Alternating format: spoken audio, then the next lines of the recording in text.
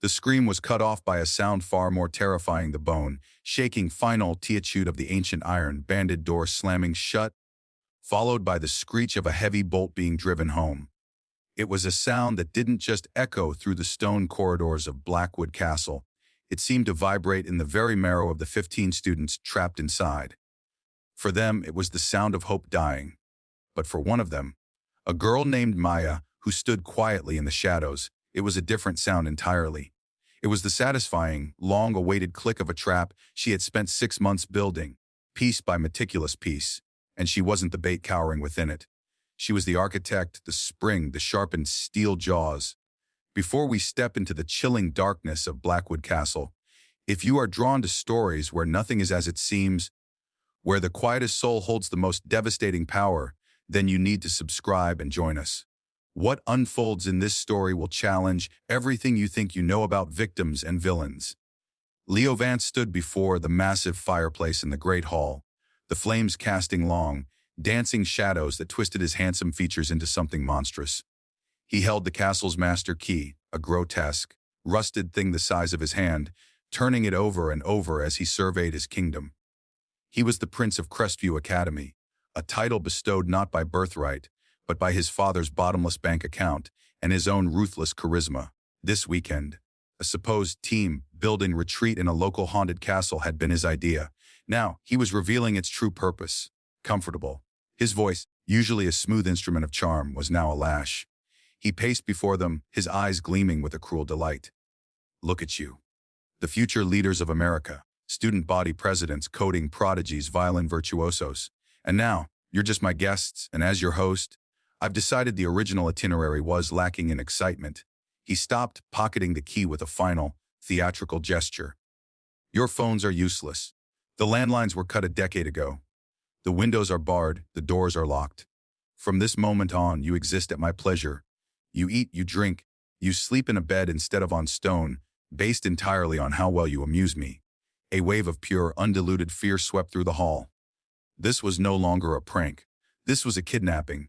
Sarah, her fairy red hair a stark contrast to her suddenly pale face, shot to her feet. Leo, this has gone far enough. This isn't funny. You can't keep us here. He was on her in an instant, not running, but moving with a predator's fluid grace. He didn't yell. He got close, so close she could feel his breath on her face, and spoke in a venomous whisper that carried to every terrified ear. Can I, Sarah? And who are they going to believe? Me, the captain of the rowing team, the scholarship donor, the model citizen, or a hysterical, dramatic girl who cried wolf after a prank she willingly participated in? My father doesn't just own a company, he owns the police, the mayor, the very narrative of this town. So, for the last time, sit down. The defiance in Sarah's eyes guttered out, replaced by a helpless terror. She sank back onto the dusty velvet couch, the fight gone out of her. This was the true extent of Leo's power. He was insulated by layers of wealth and influence, utterly untouchable. And in the corner, partially concealed by a towering suit of armor, Maya watched. She was the new girl, the transfer student on an art scholarship, always quiet, always observing, her sketchbook a constant appendage. The others saw her stillness as a form of courage, a quiet fortitude in the face of Leo's tyranny. They saw a fellow victim, a sister in arms. They had no idea they were looking at a wolf who had been living among the sheep, waiting for the flock to be penned. As Leo laid out his despotic new rules, Maya's hand drifted up, as if to tuck a stray strand of her dark hair behind her ear. Her fingers brushed against a device, no larger than a pea, nestled deep in her ear canal. It was a gesture, a signal. Situation confirmed. The cage is sealed. The subject has taken the bait. The first night was a descent into a carefully curated hell. Leo's games began. He forced Ben, a math genius with a crippling social anxiety, to be his personal valet, mocking his trembling hands as he was made to pour expensive whiskey. He ordered others to clean the grime from the stone floor with their own jackets, their expensive sweaters becoming filthy rags. The castle itself was a character in this horror, its every groan and whisper amplifying their fear. The wind howled through unseen crevices, sounding like distant, tormented souls. The scuttling of unseen things in the walls was a constant, unsettling rhythm. The air was thick and cold, heavy with the scent of decay, old ash, and the metallic tang of fear. Maya moved through the chaos like a ghost, a serene island in the storm of panic. She was the one who helped Sarah up when Leo shoved her too hard, her grip firm and reassuring. She was the one who caught Ben's eye when he looked ready to shatter, giving him a small, almost imperceptible nod that said, "Hold on, be strong." She became their unwitting pillar, their symbol of resilience. They never saw her, in the deepest watch of the night, pressed against the cold stone in a disused turret, her breath misting in the air as she whispered low, steady status reports into a microphone hidden in the collar of her jacket. They never glimpsed the contents of her sketchbook, not dreamy landscapes, but precise architectural schematics of the castle, notes on Leo's psychological triggers, and timelines for an operation they couldn't possibly imagine. Her entire identity at Crestview Academy, the shy, artistic scholarship student, was a masterpiece of deception, a cover crafted over 6 painstaking months for a single, brutal objective to dismantle the empire of Arthur Vance, Leo's father. Arthur Vance wasn't just a businessman, he was the head of a sophisticated global blackmail ring. He used his son, a natural predator, to target the children of powerful figures, collecting their secrets, their shames, and their fears during events just like this. The humiliations in this castle were not an endgame, they were raw material leveraged to be used against senators, CEOs, and judges. Leo was the collector. And tonight, Maya was the auditor. Day 2 dawned with a gray, sickly light that did little to pierce the gloom in the great hall. Leo's games escalated into something darker, more systematic. He instituted a tax for breakfast, a piece of jewelry, a wallet, a deeply personal secret whispered in his ear. In exchange for a stale piece of bread, he was a sculptor of despair, and his tools were humiliation and control. He particularly enjoyed breaking Ben. He forced the boy to stand on a table and recite the complex mathematical theorem that had won him a national prize, while pelting him with pieces of a moldy orange. Louder. Leo crowed, sipping his whiskey. The great genius can't even remember his own big discovery. The other students were forced to watch, their stomachs churning with a nauseating blend of hunger and secondhand shame. They were being systematically stripped of their humanity. It was in the dungeons that the tension finally snapped. Leo had herded them down a narrow, winding staircase into a subterranean chamber that smelled of earth, rust, and centuries of despair. He shoved Ben hard, sending him stumbling against a set of manacles hanging from the wall, their chains rattling like skeletal laughter. "Think this is where they kept the naughty nobles, Benny?" Leo mused, his voice echoing in the damp space. "Maybe we should see if the locks still hold." A collective shudder ran through the group. This was no longer a game. This felt like a prelude to something irreversible. That's when Maya stepped forward, placing herself between Leo and the cowering boy. Her voice, when it came, was calm, yet it cut through the oppressive air with the precision of a scalpel. "That's enough, Leo." He turned, his face alight with a grotesque joy. He had been waiting for this, for one of them to finally break and challenge him. It made the victory sweeter. "Well, well," he purred. "The silent mouse roars. Or squeaks, rather. What's the plan, Maya? Are you going to sketch me into submission?" "It's just unoriginal," she said, her tone devoid of fear, almost analytical. "Targeting the most vulnerable. It's the oldest trick in the bully's handbook. For a guy who fancies himself a master strategist, it's disappointingly pedestrian. Predictable.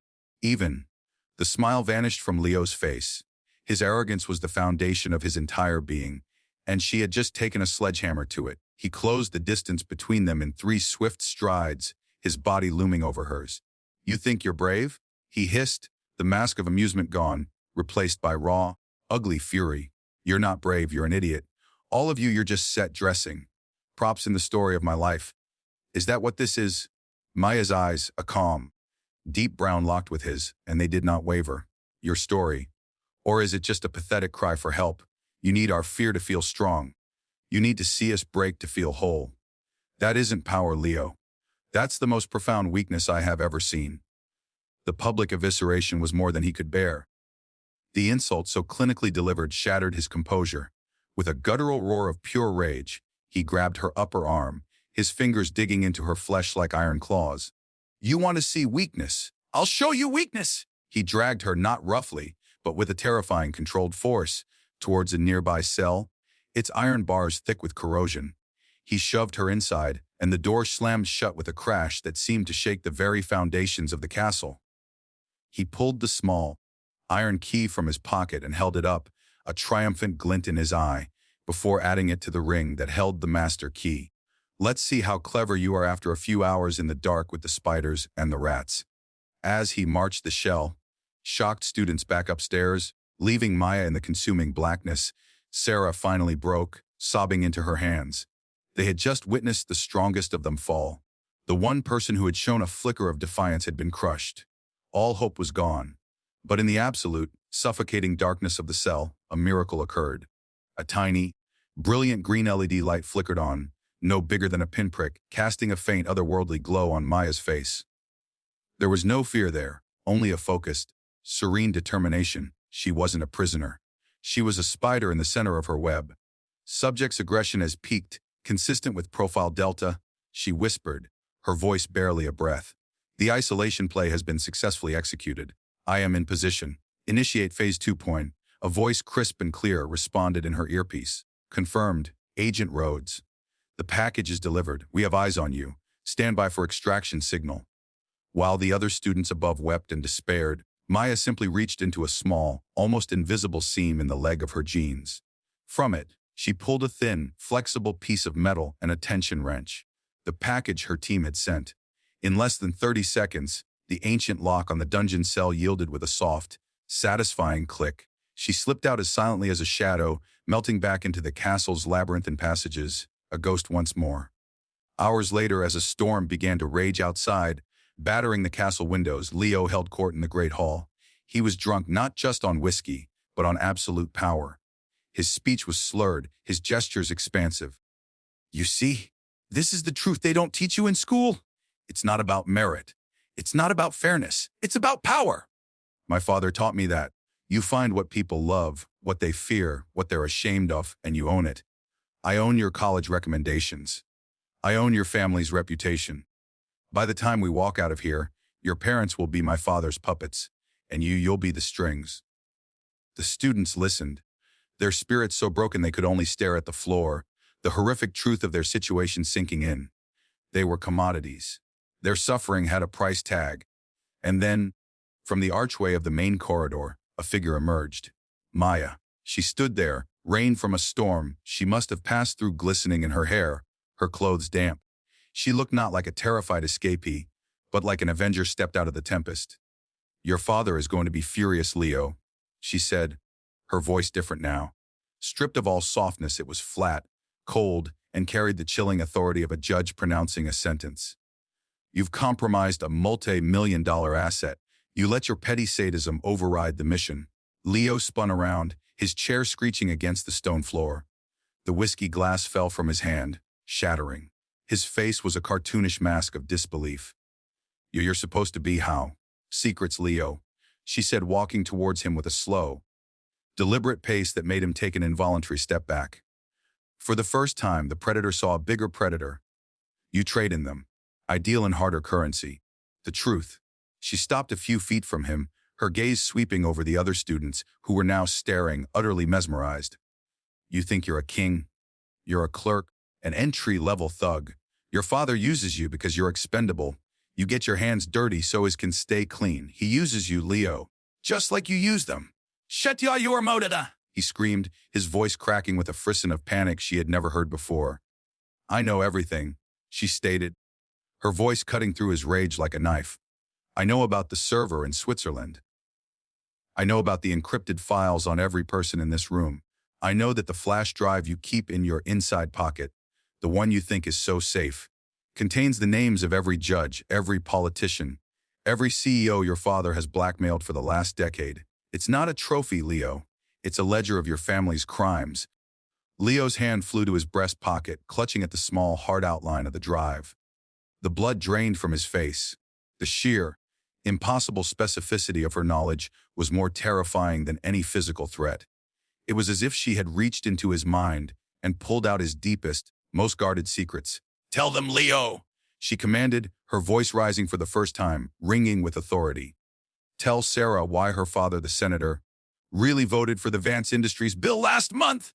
Tell Ben why his mother's tech company suddenly handed over its proprietary software. Tell them, explain to them how your power really works.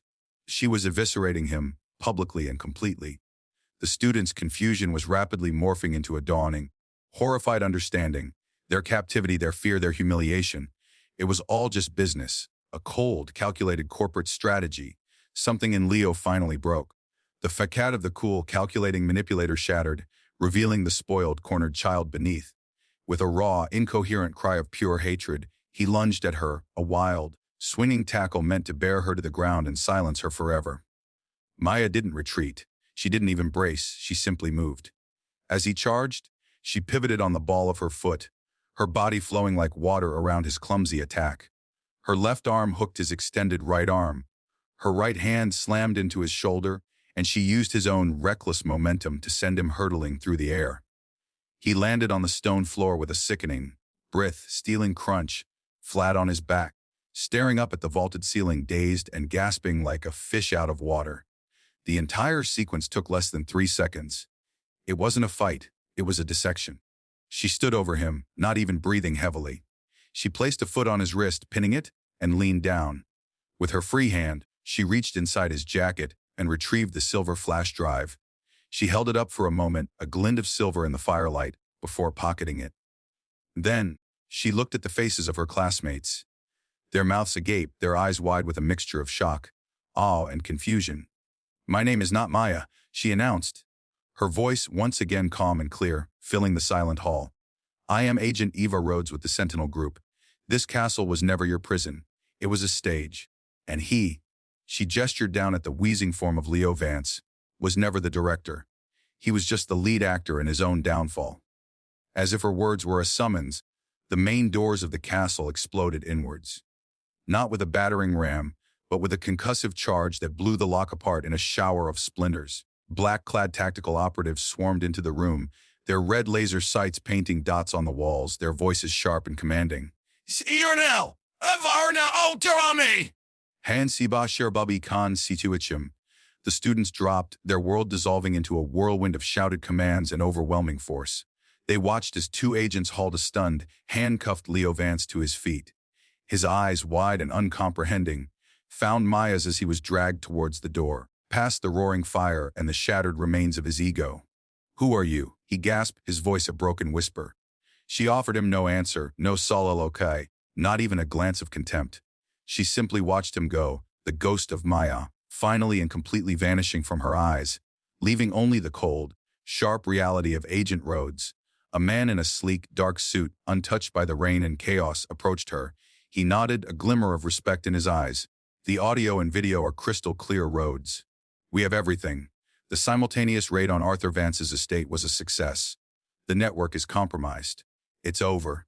She handed him the flash drive, the final piece director.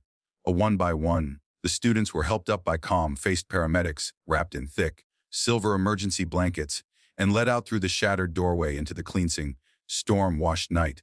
They were free. The cold rain on their faces felt like a baptism. As Sarah passed Maya, she stopped, her eyes filled with tears of relief and a profound confusion. "Thank you," she whispered, her voice trembling, for saving us."